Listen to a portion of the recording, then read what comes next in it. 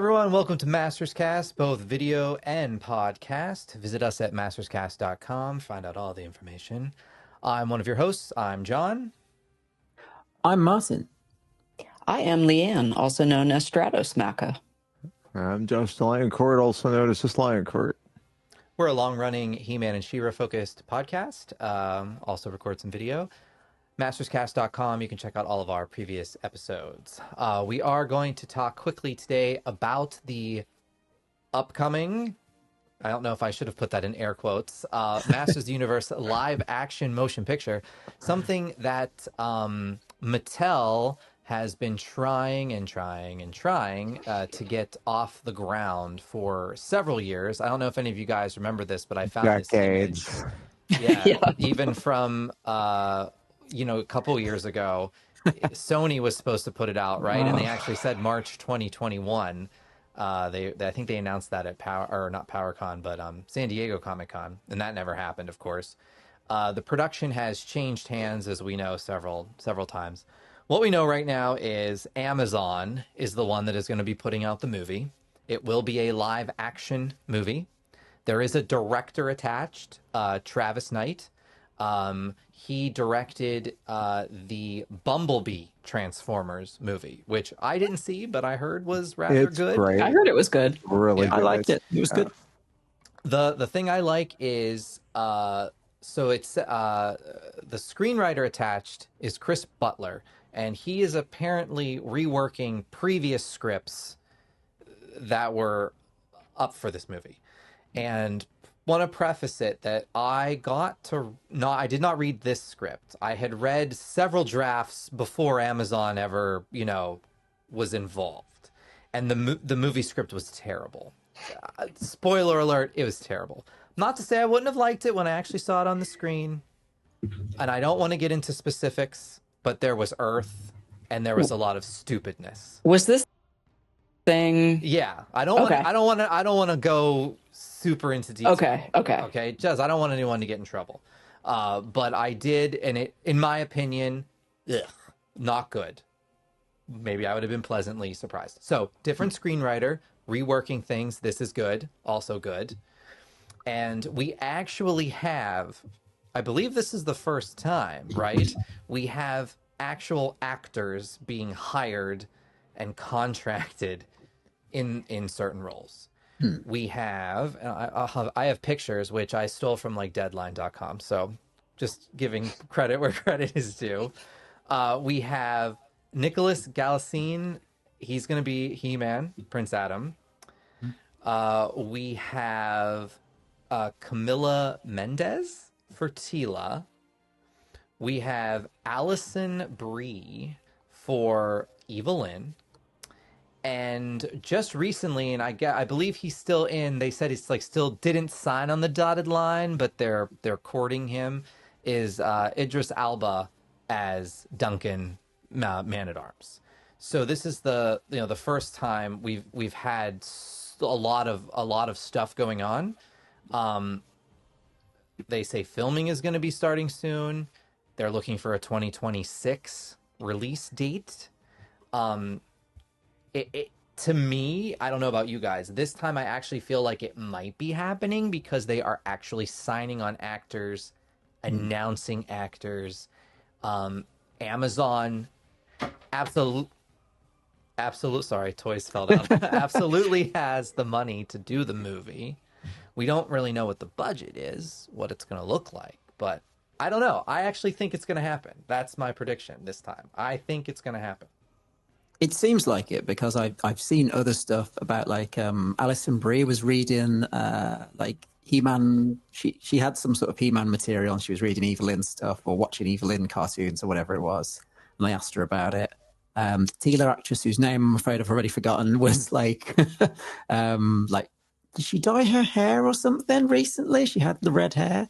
Have I imagined that? Oh, really? I feel like I saw that. So it feels like everyone's sort of like they're working out for the movie. They're getting ready for the movie. I am convinced it will happen for once.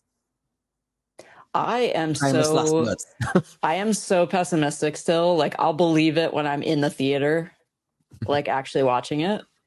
I did the Idris Elba supposed casting, if that does happen, then that made me like raise an eyebrow, because that he's a big deal. Plus, I love him. Not to discount the other actors, because and of those other actors, the only ones I've seen in things are him and the Nicholas Galitzine, who's going to play He-Man. Those are the only two I've actually seen. Oh, see, I haven't seen him, but I saw the actress cast as Teela, because she was in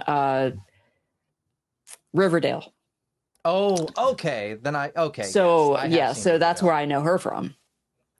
But it's like you said, with the social media, there was even also I believe photos of the guy playing He-Man, and where he looked a lot more muscular than his typical frame, and that he was growing his hair out longer, which would also kind of lend to more of a He-Man haircut. It's weird that we've never had this much activity for sure happening at all on this. Did I see Sacha Baron Cohen potentially as Skeletor at some point as well? I don't think that was confirmed, but it was rumored. The name was swirling mentioned around. And I wasn't sure if was he trying to put his name out there also to get it. I kind of read it that way as well, like kind of vying for the part. But Josh, you said you had seen Bumblebee and thought it was very, very good.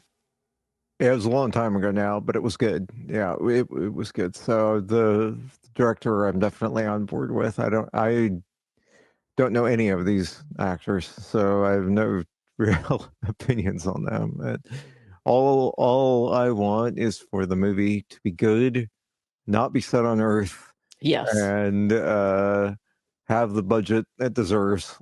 And really, the number one priority is it's got to be a good story. They got to do it right. They got to find a way to introduce the universe and the characters to a wider audience, and do it without alienating the existing fan base. And that's a line that Mattel has not been, that's a goal that Mattel has not been good at reaching in many years. And I'm hopeful that this will be different, and the creatives behind it will do something good. But I guess I'm cautiously optimistic, I guess. We've been hearing literally about a Masters movie since the 2000X era, that has never materialized. If this does happen, great.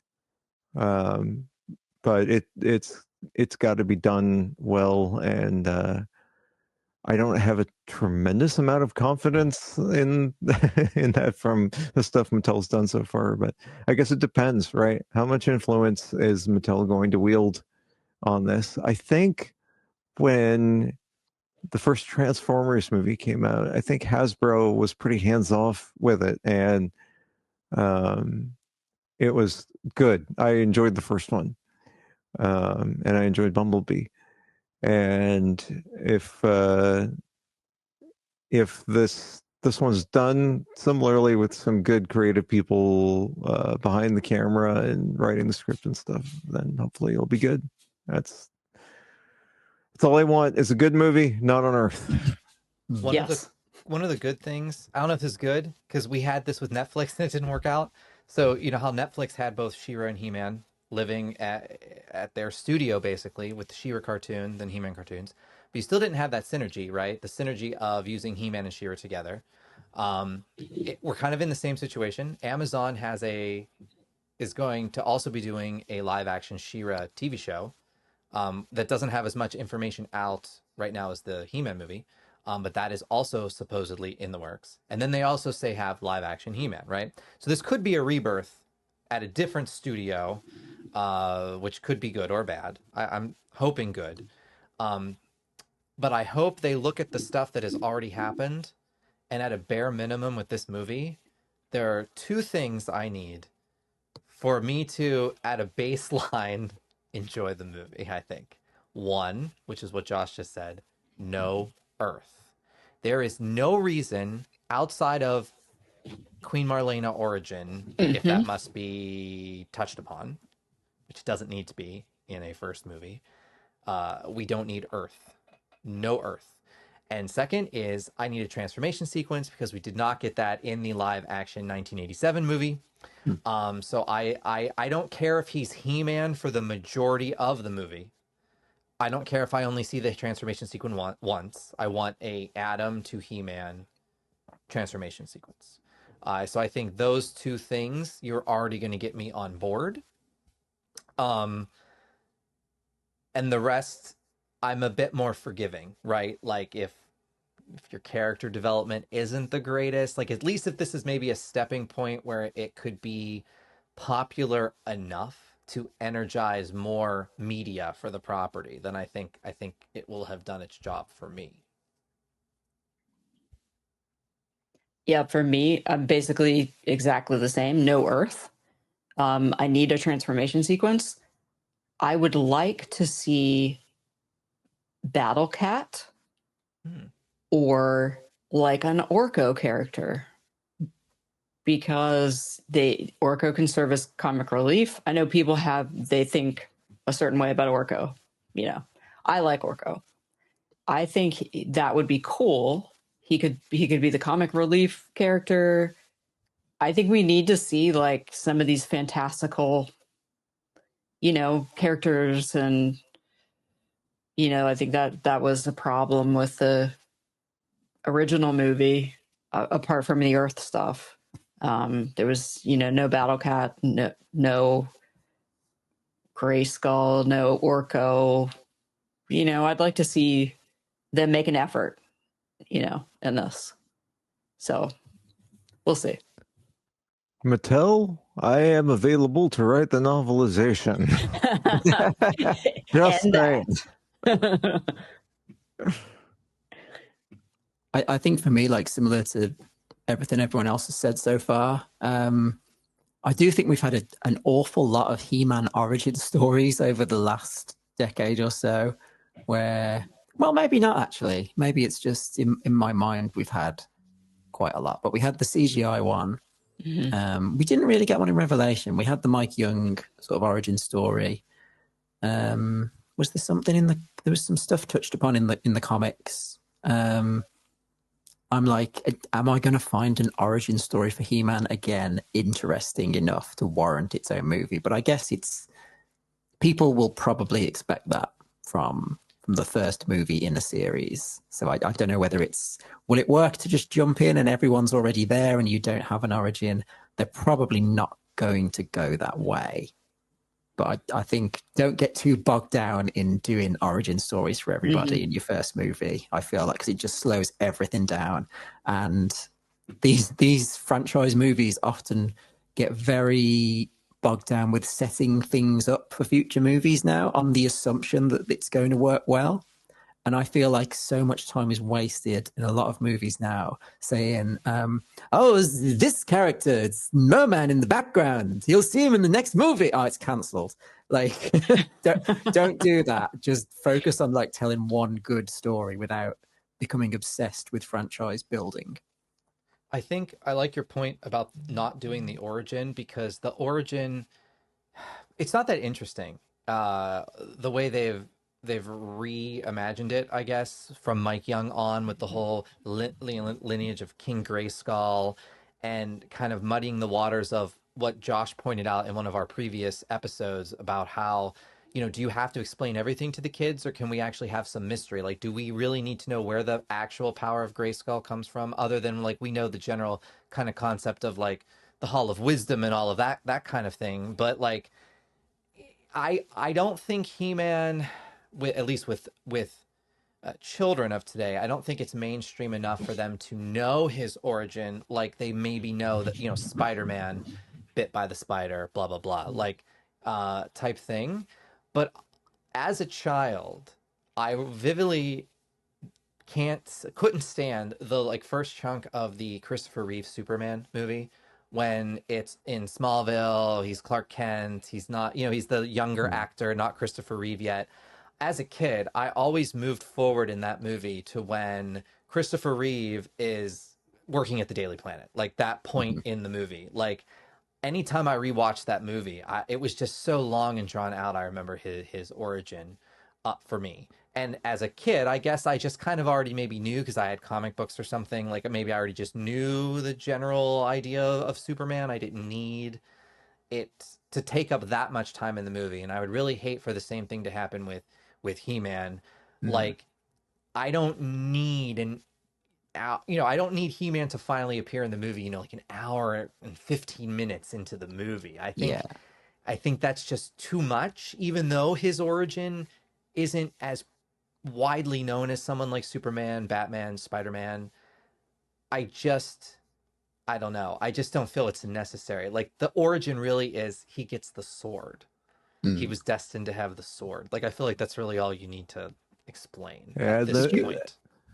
And the mystery part of it is important, right? When you have an existing franchise and you decide you need to explain this core mystery that is in it, you end up with midichlorians, right? Like that's what that is where hit the kind of the ultimate example of it being a problem. And yeah, we don't need that. Well, when we had the Filmation show, we had the 60-second opening sequence. I am Adam, Prince of Eternity. I hold up my sword. I become this hero, and that's all you really need. And if they want to go a little deeper in that, in like a flashback sequence,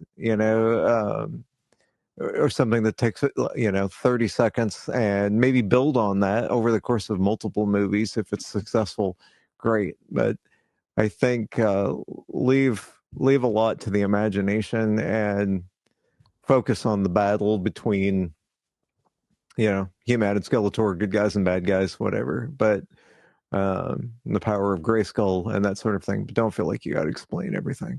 Yep. Yeah, you can do that in like a quick sort of prologue, really, can't you? Like the intro, do like a different version of the intro of the original cartoon and have that be your, this is the world, this is the origin of He-Man thing, and then move on to something else. Just like kind of they did with Revelation. They had that nice opening title sequence that really was kind of like a rewritten version of what they said in the beginning of the 1987 movie. I don't think you need much more depth than that. It piques your interest. It gives you enough information. And certainly, if we get sequels, cross our fingers, right? If this is good, they can totally expand on all of that, including going into She-Ra, Horde, etc. For me, I think it's hard with He-Man because He-Man didn't have an origin, right? When we were kids, it was, you watched the cartoon, you saw the opening. She-Ra got an origin, so maybe that's why I'm more open to when they do hers. Like, obviously, I would expect to see that she's a Force captain in the Horde. And she was additive, so it's different. Yeah, right? It's like, and I just don't know, though. What I'm trying to say, I guess, is my perspective on the need of an origin warped because I didn't get that as a child, and so it's kind of I've accepted that. Whereas with someone like She-Ra, I would expect a bit of her movie would a chunk of it would have that origin aspect.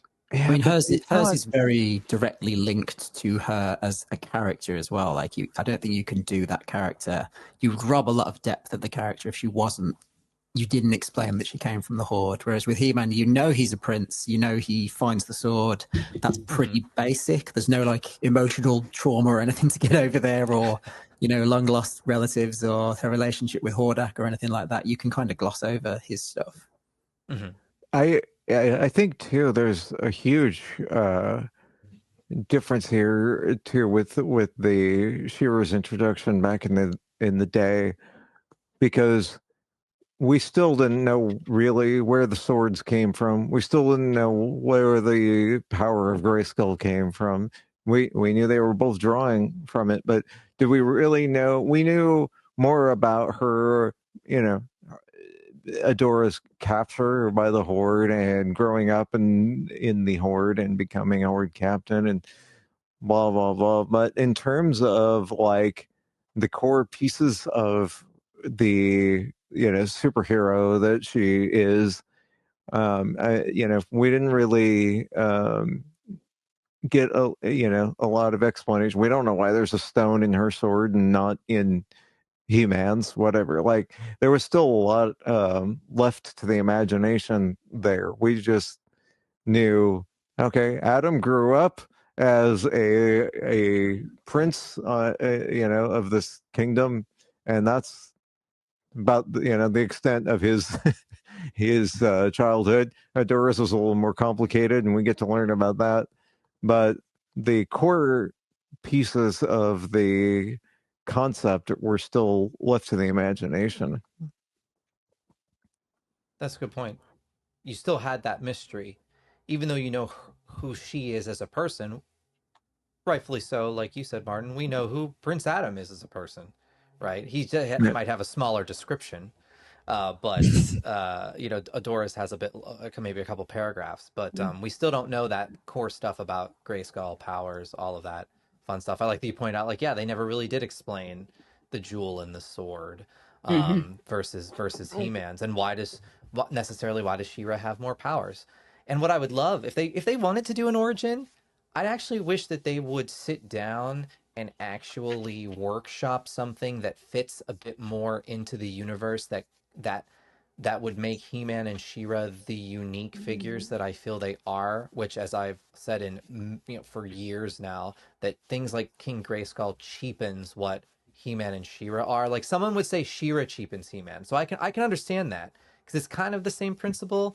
I feel She-Ra builds on He-Man, but King Grayskull just cheapens it because it's just kind of a carbon copy of what He-Man is.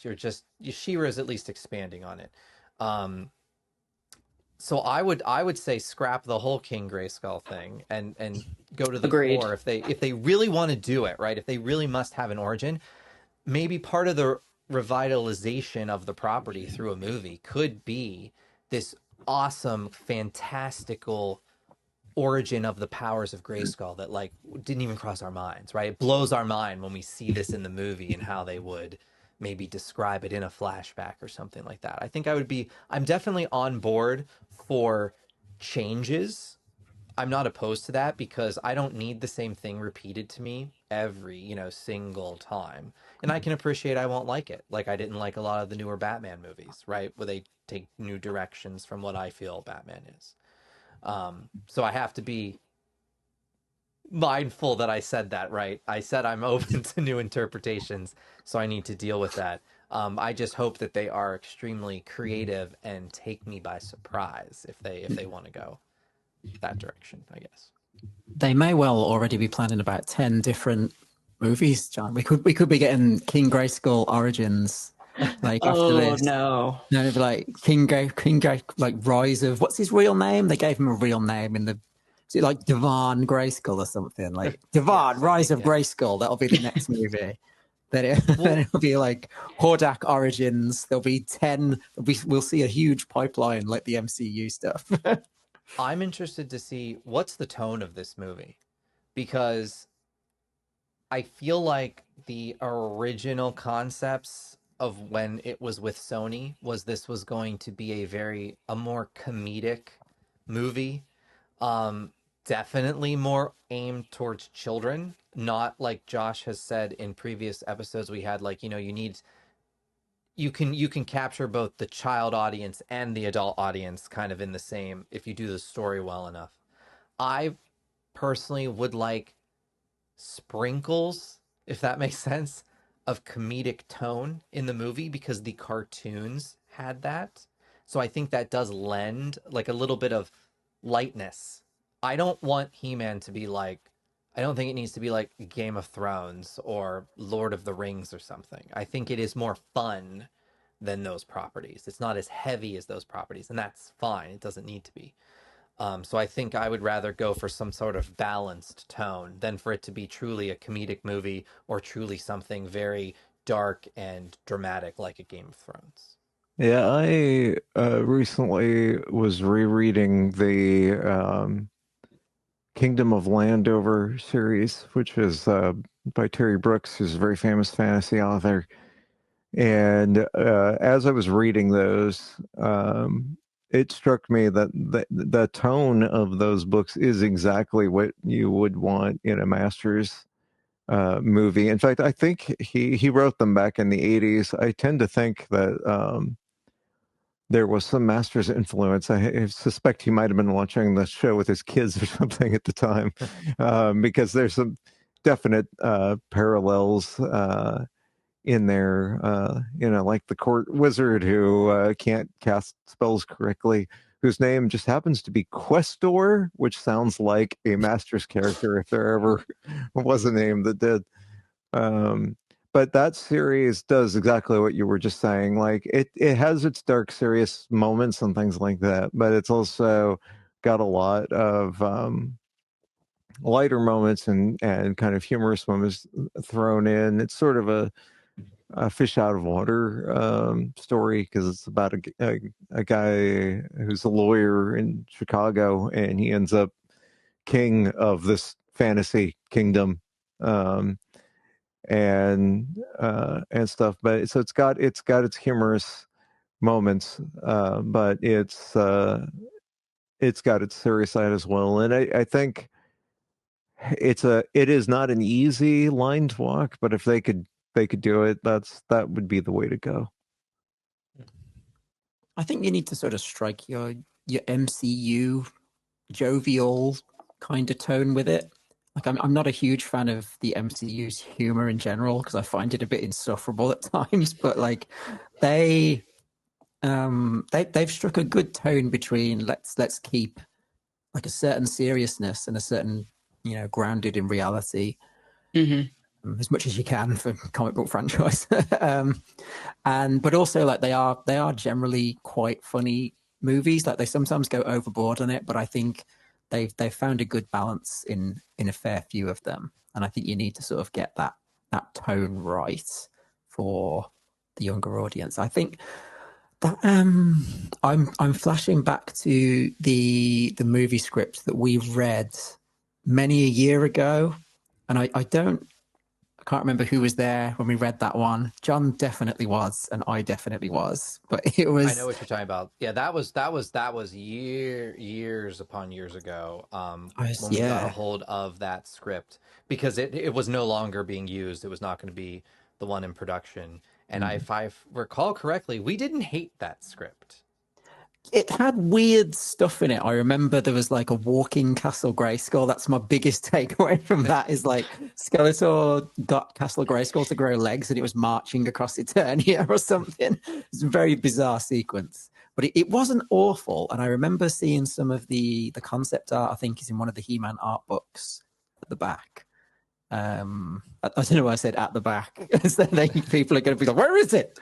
But I remember thinking that had an okay tone, but I do remember thinking that was maybe a bit too serious and trying to be a bit darker and a bit grittier.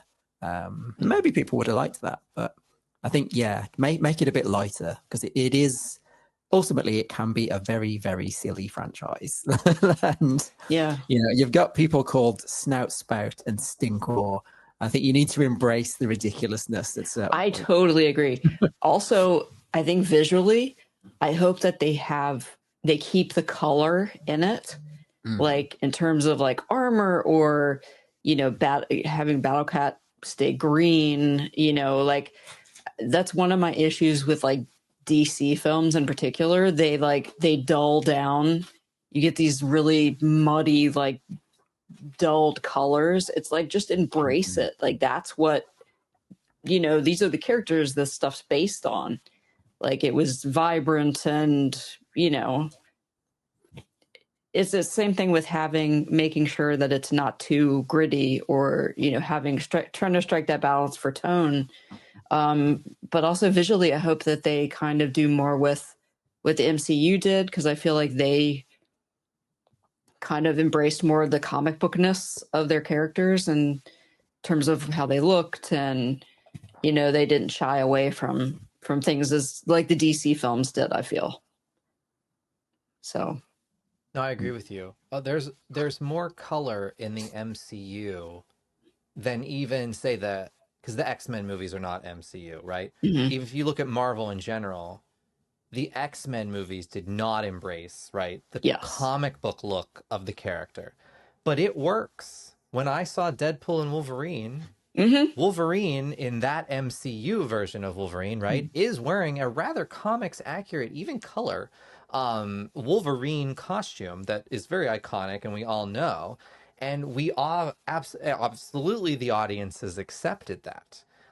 So I think you can make nice changes like that and still kind of retain the character. Even things in, when Revolution, like I thought like Hordak's outfit was dumbed down and it wasn't as cool as he was in previous incarnations. So I would hope that they see that, the source of the property is the original. And when it seems like when Marvel does respect the source material, but maybe manipulate it here and there or expand on it, but there's still, you can tell they use some type of source material that the core fan base of something like Captain America or what have you actually knows and is aware of. Those parts of the MCU seem to have been massively successful, right? So I think once you can get the buy-in of that core fan base while still appealing to a mass audience. Like when you do something like make multiple Dark Phoenix movies that are like not the Dark Phoenix saga, then you how many are we up to now? 4? Yeah, and it's like, you even call one of the movies Dark Phoenix and you're like, to me, I'm like, this is not the Dark Phoenix, because I even think most people think of the X-Men cartoon. Not even the comic book, perhaps, but the general audience knows the X-Men cartoon, that how they interpreted the Dark Phoenix saga. So I think that's kind of the same thing with us. Our media reference for He-Man is the cartoons. I really think that's the kind of source material they have to be respectful towards. And it'll work. I don't know. I agree. Don't shy away from it. Embrace it. What would you like to see musically, Josh, in the movie? Musically? Is that what you said? Yes. Yeah, it's tricky. We've had some good music. I thought the Revelation soundtrack was good. The keep it orchestral, please, nothing modern. Like, I guess that would be my main thing. Like, we don't need pop music in the movie. I think it's a fantasy franchise in the most classic sense of the word fantasy, and make it epic, make it orchestral, make it a good epic fantasy soundtrack. Something like Star Wars or Harry Potter or whatever, something along those lines. Lord of the Rings. There's a lot of good stuff out there like that. So, or I mean, even the apart from the theme in air quotes, the Mike Young series did great with the music as well, along those lines. And then they basically did what I'm saying, just just no pop music. That's that's the main thing, and I worry about that a little bit, but I guess we'll see. Well, I did like the music in Revolution. I would love for them to finally be able to use, even if it is a newly interpreted version of the Filmation main He-Man theme, I think really needs to happen in the movie. I don't mean they need to say He-Man, they don't need to do the chorus chants, but that actual, because it's rather iconic, I feel, and it has that like good like opening that I really feel grabs you. Yeah, a lot of the original Filmation music, I think, first of all, it was already orchestral, much more so than a lot of the music in cartoons of that era. go back and compare it with Inspector Gadget or whatever, and it's so much better done. But it would lend itself well to being reworked into that kind of style, and I would love to hear that done, but I really doubt that option's on the table. We love He-Man, She-Ra, and their entanglement of their rights. That could, right there, could be one of the reasons why He-Man and She-Ra often fails. You have multiple companies involved in decision-making processes. You can use this version of the character, but you can't use that interpretation of the character. You can use the word Eternia, but you can't go to Eternia. You can say Grayskull, but you can't show Castle Grayskull. We've seen all of this play out in various He-Man and She-Ra reboots and things like that. So that alone could be part of the problem why no one can iron out a true reboot that actually is successful, just due to constraints in general, unfortunately. Yeah. But I mean, there's not that much out on the movie. The plot line they put out is your general, He-Man plot. It's not a summary of what actually is going to happen in the script, but I am cautiously optimistic that this is actually going to happen. I think they've had enough years to see the online complaints of fans when we hear things like they're going to go to Earth again and stuff like that. I think it's a well-known criticism of a general movie-going audience that saw the 1987 movie back when we were children, that they didn't like that they went to Earth. So I think they know what we don't want. I just don't know if they'll listen. Because a focus group told them they should make it like Shazam or something. I don't know.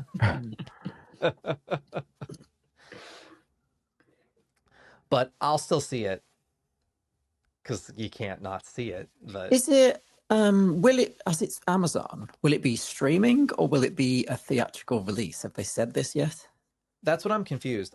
Because at first it was going to be streaming, but then it changed to the reports said that it was going to have a theatrical release and then stream on Amazon Prime, which I think I would prefer. I would prefer this not to be a streaming movie. I would prefer this to actually have a budget behind it that supports a theatrical release, because I also don't feel that a streaming movie is going to catapult He-Man back into what Mattel would for Mattel to feel that it is some type of valuable or viable entertainment property for them. I think it needs to be like not as big as a Barbie movie was, but certainly Barbie the movie put that property way back up on a pedestal. I don't know if it increased toy sales, because that movie obviously was not necessarily geared towards children. I thought it was more of an adult audience for the Barbie movie. But I certainly enjoyed it. I'm no Barbie aficionado, so I don't know what her mythos even has in it, if anything, other than she does a lot of different careers and her boyfriend's name is Ken. But I would love for a mini hit even. Mm-hmm. It doesn't have to be Barbie $1 billion scale, but it would be awesome if this got He-Man good word of mouth, which could produce more stuff that we end up liking as adult fans that grew up with the original series. That's kind of where I'm going with it. Mm. Any other thoughts on the movie? I hope it happens. I hope it's good. And no Earth. Yeah, just be good. Yeah. I'm not canceling my Amazon Prime account yet. Not yet. For those of you out there in internet land, thanks for either watching or listening. You can visit us at youtube.com/@masterscast or masterscast.com. I am John. Thanks for listening. I was Martin. Thanks for listening. I am Leanne. Thank you for listening. I'm Josh Delacourt, I guess. Hi, too. Thank you for listening. We're just a little appreciative.